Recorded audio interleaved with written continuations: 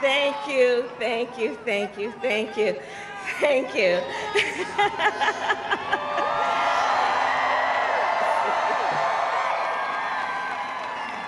Thank you, thank you, thank you, thank you, thank you, thank you. Oh, my heart is full right now. Thank you, everyone.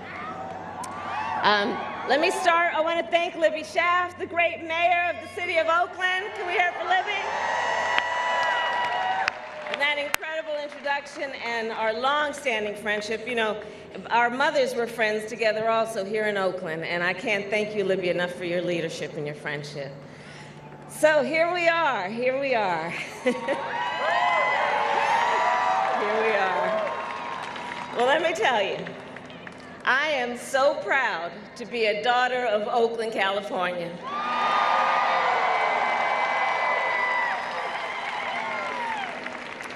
And as most of you know, I was born just up the road at Kaiser Hospital.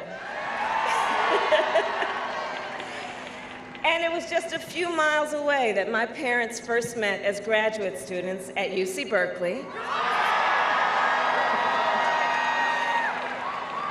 where they were active in the civil rights movement. And they were born half a world apart from each other.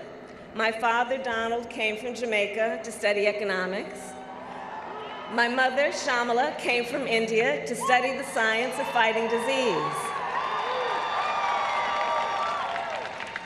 They came here in pursuit of more than just knowledge. Like so many others, they came in pursuit of a dream.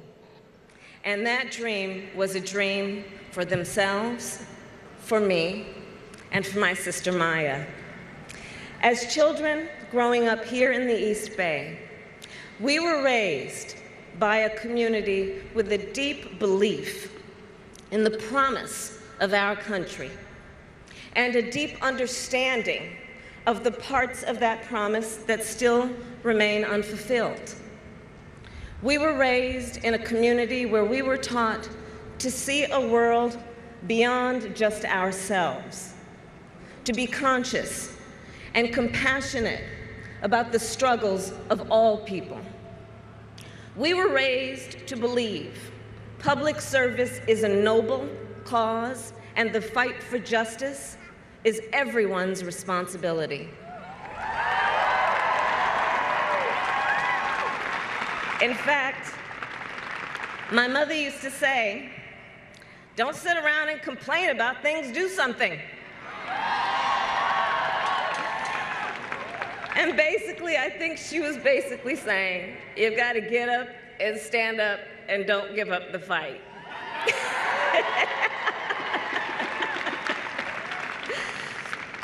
And it is this deep-rooted belief that inspired me to become a lawyer and a prosecutor.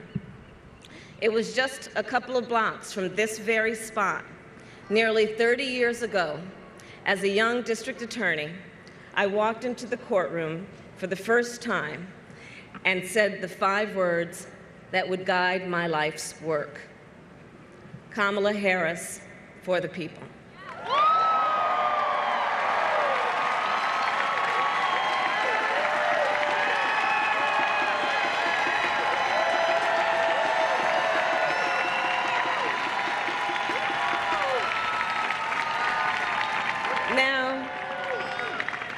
Now I knew our criminal justice system was deeply flawed, but I also knew the profound impact law enforcement has on people's lives and its responsibility to give them safety and dignity.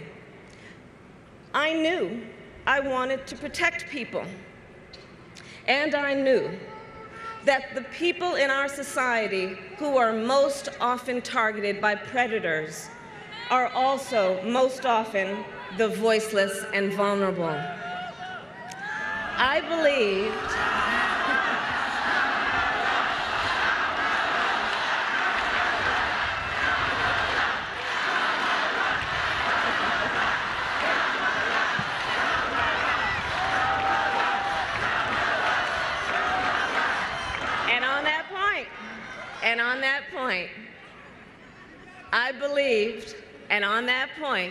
I believed then, as I do now, no one should be left to fight alone. Because you see, in our system of justice, we believe that a harm against any one of us is a harm against all of us. That is why when a case is filed, it doesn't read the name of the victim, it reads the people. And this is a point I have often explained to console and counsel survivors of crime, people who faced great harm, often at the hands of someone they trust, be it a relative or a bank or a big corporation. I would remind them, you are not invisible. We all stand together, because that is the power of the people. In my whole life, I've only had one client, the people.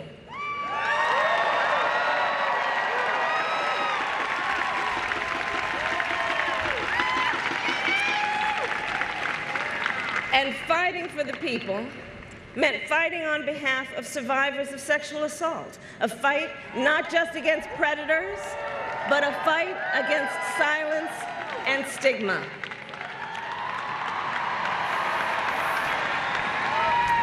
For the people meant fighting for a more fair criminal justice system at a time when prevention and redemption were not in the vocabulary or mindset of most district attorneys.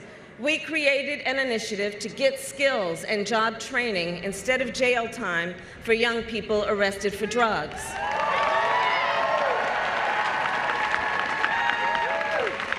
For the people meant fighting for middle-class families who had been defrauded by banks and were losing their homes by the millions in the Great Recession.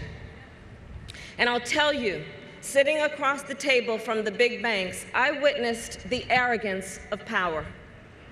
Wealthy bankers accusing innocent homeowners of fault, as if Wall Street's mess was of the people's making. So we went after the 5 biggest banks in the United States. We won $20 billion for California homeowners. And we passed. And together, we passed the strongest anti-foreclosure law in the United States of America. We did that together. For the people meant fighting transnational gangs who traffic in drugs and guns and human beings. And I saw their sophistication, their persistence, and their ruthlessness. And folks, on the subject of transnational gangs, let's be perfectly clear. The president's medieval vanity project is not going to stop them.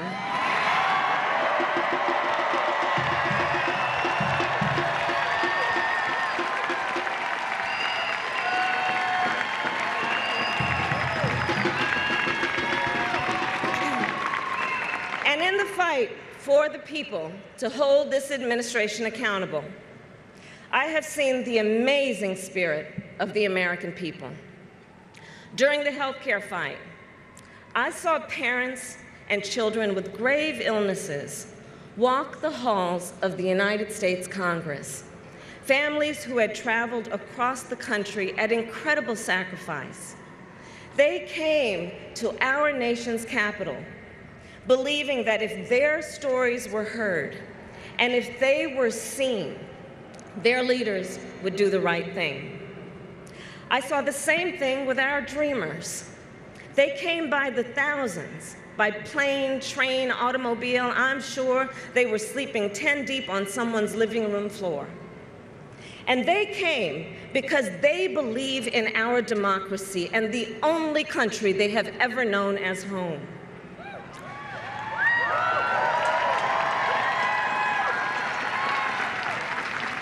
I met survivors who shared their deepest and most painful personal experiences, who told stories they had never before revealed, even to their closest loved ones, because they believed that if they were seen, that their leaders would do the right thing and protect the highest court in our land.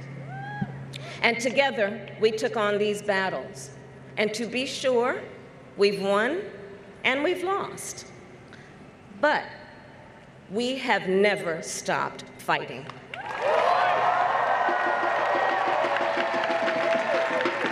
We have never stopped fighting.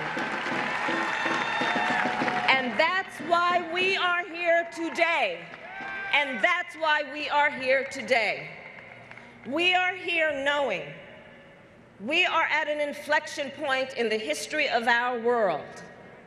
We are at an inflection point in the history of our nation. We are here because the American dream and our American democracy are under attack and on the line like never before.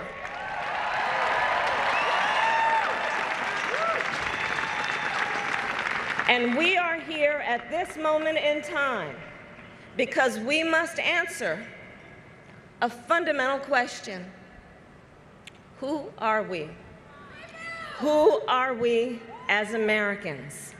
So let's answer that question to the world and each other right here and right now. America, we are better than this.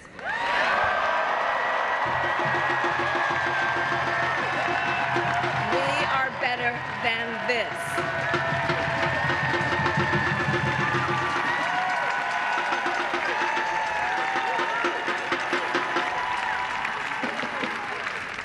When we have leaders who bully and attack a free press and undermine our democratic institutions, that's not our America. When white supremacists march and murder in Charlottesville or massacre innocent worshipers in a Pittsburgh synagogue, that's not our America.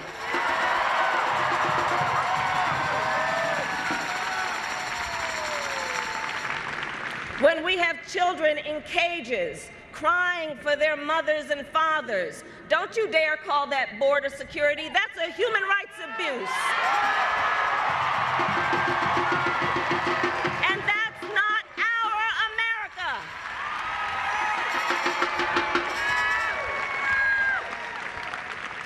When we have leaders who attack public schools and vilify public school teachers, that is not our America.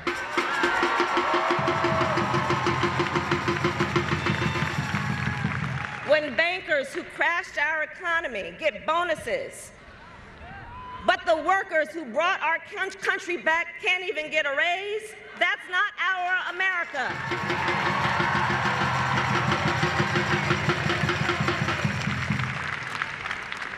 And when American families are barely living paycheck to paycheck, what is this administration's response?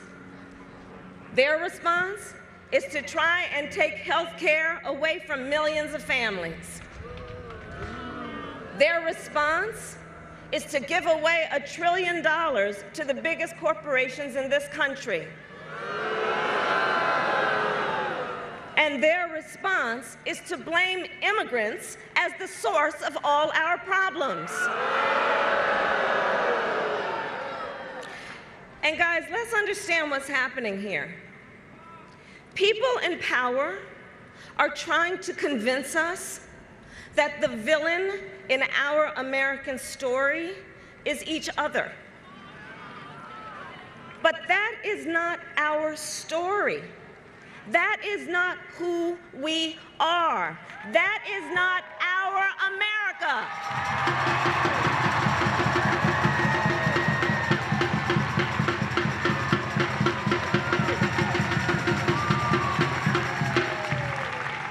You see, our United States of America is not about us versus them.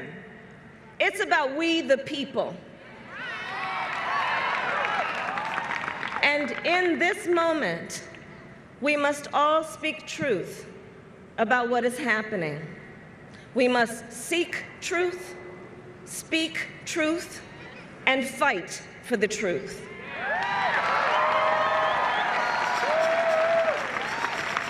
So let's speak some truth.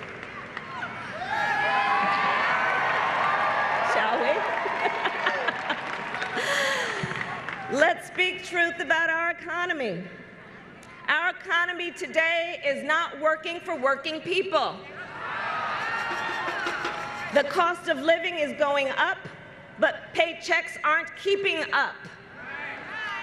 For so many Americans, a decent retirement feels out of reach, and the American dream feels out of touch.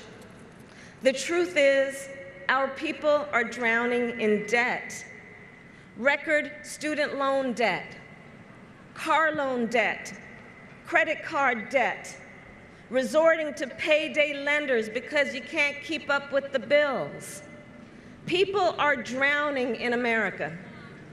We have a whole generation of Americans living with a sinking fear that they won't do as well as their parents. And let's speak another truth about our economy. Women are paid on average 80 cents on the dollar, Black women 63 cents, Latinas 53 cents. And here's the thing, when we lift up the women of our country, we lift up the children of our country, we lift up the families of our country, and the whole of society benefits.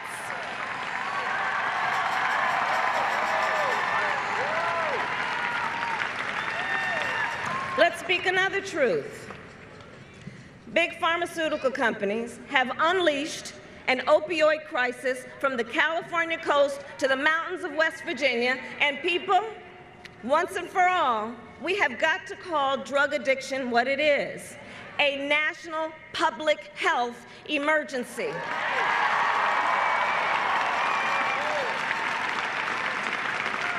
And what we don't need is another war on drugs. Let's speak truth. Climate change is real, and it is happening now.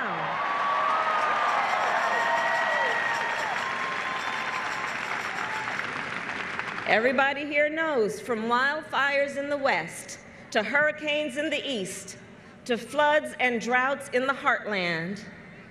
But we're not going to buy the lie. We're going to act based on science fact, not science fiction.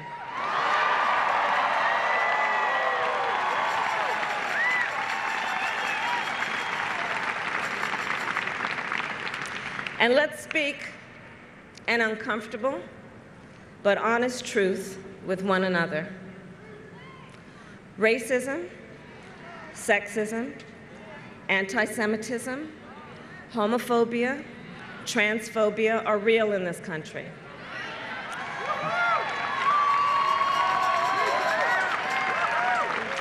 And they are age-old forms of hate with new fuel.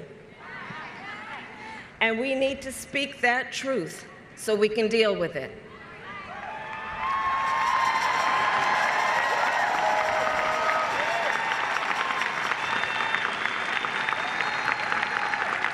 The truth that too many unarmed Black men and women are killed in America.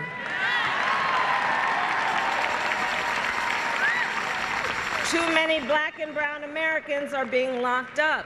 From mass incarceration to cash bail to policing, our criminal justice system needs drastic repair. Let's speak that truth.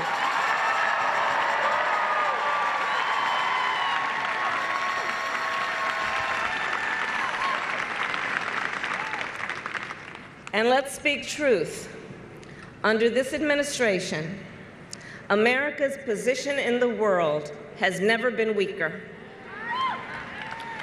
When democratic values are under attack around the globe, when authoritarianism is on the march, when nuclear proliferation is on the rise, when we have foreign powers infecting the White House like malware,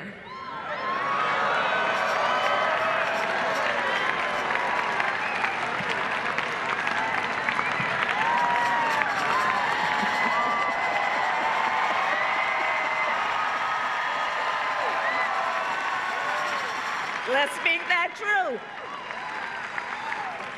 And let's speak truth about what are clear and present dangers. And let's speak the biggest truth of all. In the face of powerful forces trying to sow hate and division among us, the truth is that as Americans, we have so much more in common than what separates us.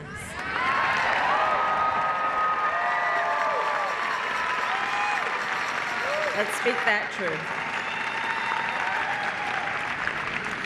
And let's not buy that stuff that some folks are trying to peddle. Let's never forget that on the fundamental issues, we all have so much more in common than what separates us. And you know, some will say, well, we need to search to find that common ground.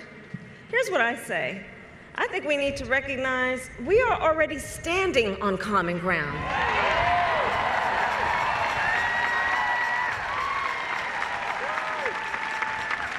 I say we rise together or we fall together as one nation indivisible. And I want to be perfectly clear. I'm not talking about unity for the sake of unity. So hear me out. I'm not talking about unity for the sake of unity. I'm not talking about some facade of unity. And I believe we must acknowledge that the word unity has often been used to shut people up or to preserve the status quo. After all, let's remember, when women fought for suffrage, those in power said they were dividing the sexes and disturbing the peace. Let's remember, when abolitionists spoke out and civil rights workers marched, their oppressors said they were dividing the races and violating the word of God. But Frederick Douglass said it best, and Harriet Tubman and Dr. King knew. To love the religion of Jesus is to hate the religion of the slave master.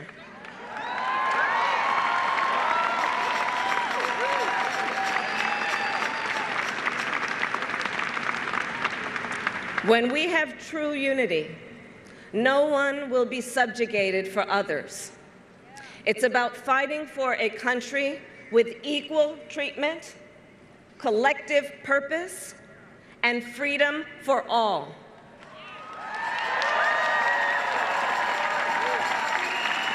That's who we are. That's who we are. And so, I stand before you today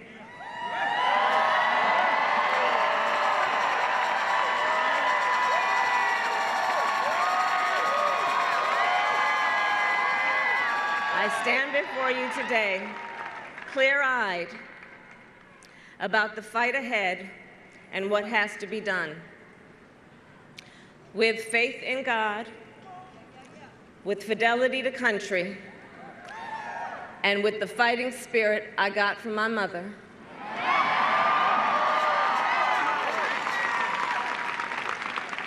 I stand before you today to announce my candidacy for President of the United States.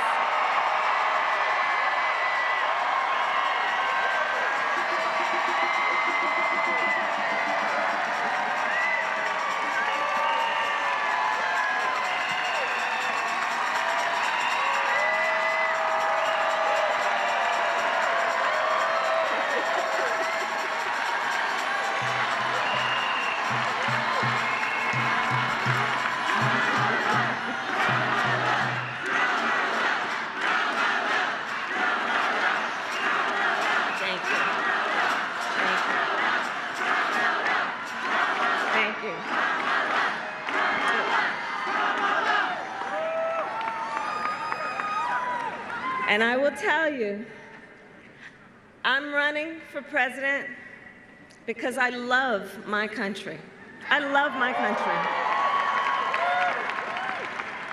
I'm running to be president of the people, by the people, and for all people.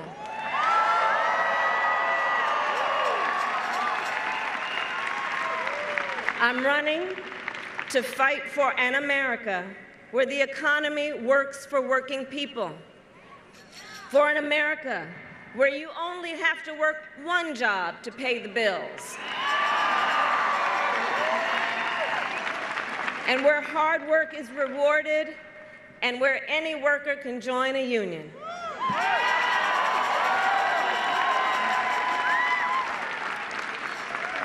I am running to declare, once and for all, that health care is a fundamental right,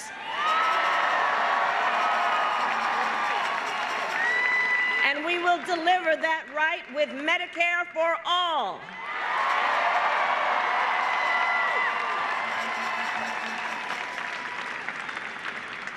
I am running to declare education is a fundamental right,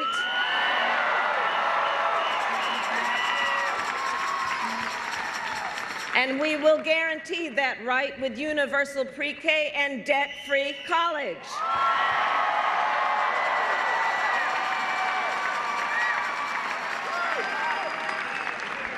I am running to guarantee working and middle-class families an overdue pay increase. We will deliver the largest working and middle-class tax cut in a generation, up to $500 a month to help America's families make ends meet. And we'll pay for it. We'll pay for it by reversing this administration's giveaways to the top big corporations and the top 1%.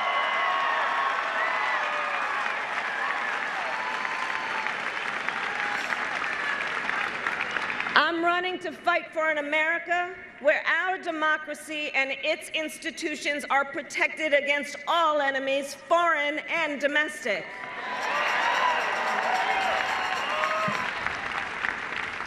Which is why I will defend this nation against all threats to our cybersecurity.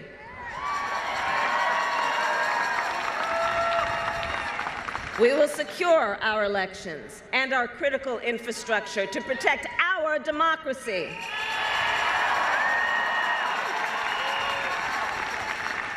And we will honor our service members and veterans, so no one who has served this country has to wait in line for weeks and months to get what they are owed when they return home on first day.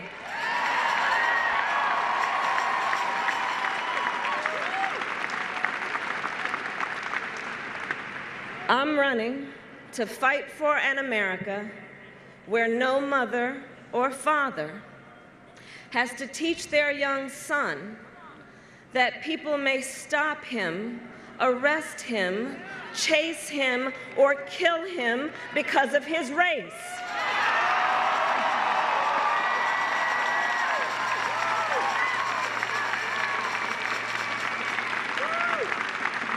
An America where every parent can send their children to school without being haunted by the horror of yet another killing spree.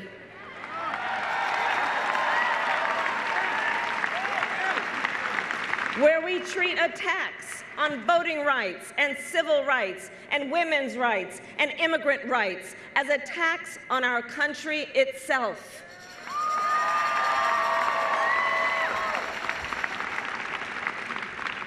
An America where we welcome refugees and bring people out of the shadows and provide a pathway to citizenship.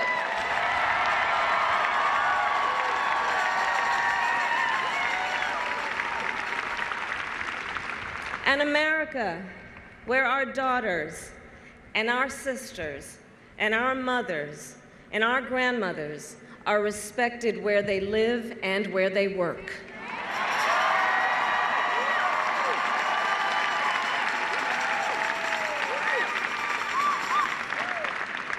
Where reproductive rights are not just protected by the Constitution of the United States, but guaranteed in every state.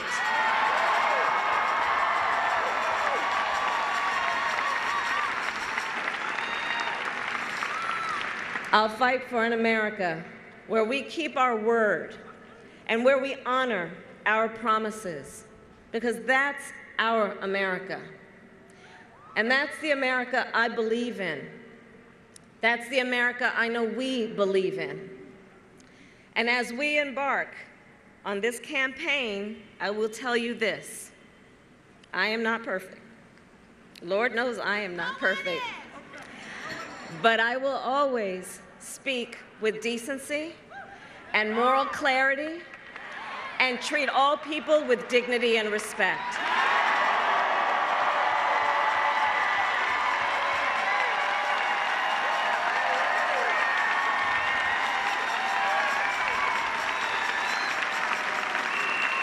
I will lead with integrity, and I will speak the truth. And of course, we know this is not going to be easy, guys. It's not going to be easy.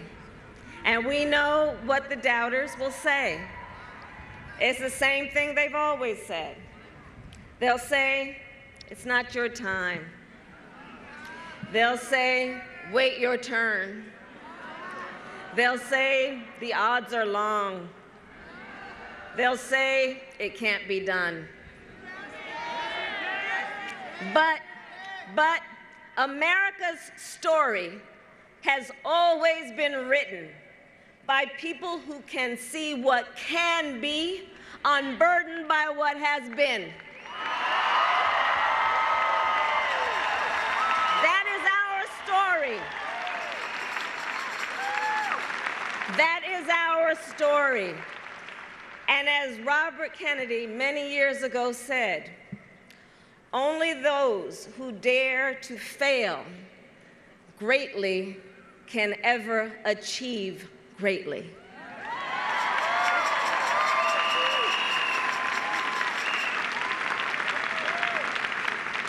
He also said,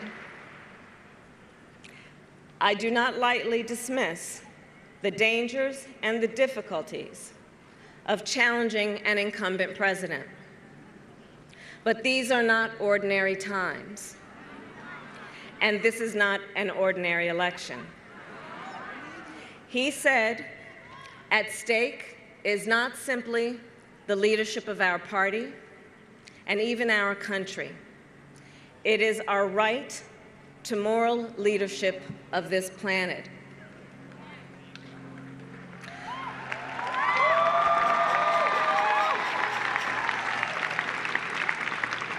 So today, I say to you, my friends, these are not ordinary times, and this will not be an ordinary election. But this is our America.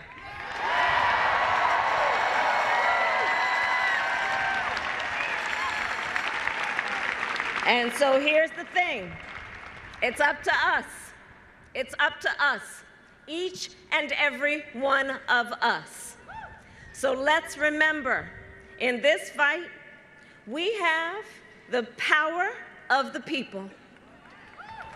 We can achieve the dreams of our parents and grandparents. We can heal our nation. We can give our children the future they deserve. We can reclaim the American dream for every single person in our country. And we can restore America's moral leadership on this planet.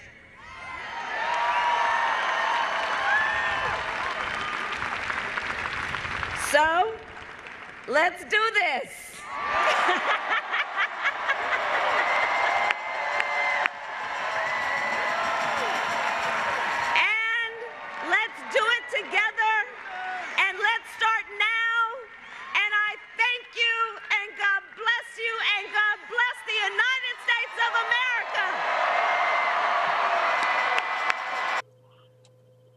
Hi everyone, my name's Mike. I'm the creator of Mox News. And for the last 15 years, I have been telling you that as long as I have the support of the community that I serve, Mox News will post videos forever. And that's the truth. As long as I have your support, no one can ever make me stop. Unfortunately, currently, Mox News viewers, damn it.